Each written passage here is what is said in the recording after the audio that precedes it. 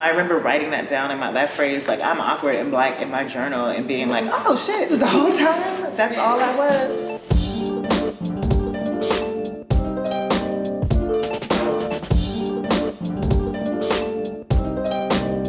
I got interested in performing in elementary school, yeah, like when I was kind of put in my first play. And I remember like my mom used to always have us like play dinner table games. I used to like assign roles for everyone. Like I'd be like, you're gonna play my older brother, you're gonna play my younger brother, you're gonna play my sister, you're gonna play me.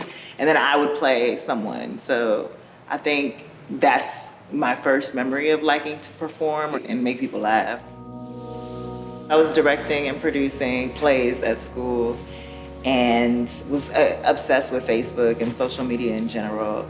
And so I just got the idea to create like a mockumentary version of what it was like to be Black at Stanford and cast my friends. And I just didn't expect it, but it spread to a whole bunch of other different schools. And then I graduated from college and was like, I'm moving to New York, but never forgot about it. And I actually tried to sell it to TV.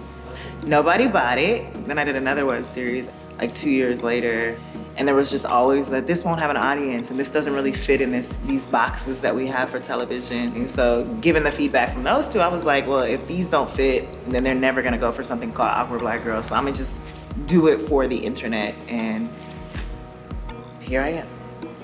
I had an intention just to create like the image that I wanted to see, like the type of Black person that I related to. That was my intention, and it was just like, well, let me give it a shot so I can at least do it and then go back to keep complaining until somebody bigger does it. And didn't really imagine that like people would accept this as an archetype just from an internet show. But I was like, the more I embraced that about myself, the more it seemed to be embraced by others. The biggest and most successful people have embraced who they are and also tap into that part of themselves that is ugly and that is like weird or off-putting. And there's just something attractive about that because people want to feel like they're not alone. Then it just became for me about like, why don't Black people have this type of humor? We're always relegated to this specific sense of humor, and there are never Black people in this kind of quirky, uncomfortable humor. And I know that we feel it, I know that it exists for us, so what is that version that I could put forth? I'd say the show is about a group of young Black people coming into their own, figuring out, what makes them who they are. And at its core, I would say it's about Black female friendship. And even just Black people having sex, in a way that isn't like revenge sex or isn't like, it's just real sex. And to be able to do that on a network like HBO, where that's welcomed and encouraged, is refreshing and feels like we're pushing boundaries in that sense too.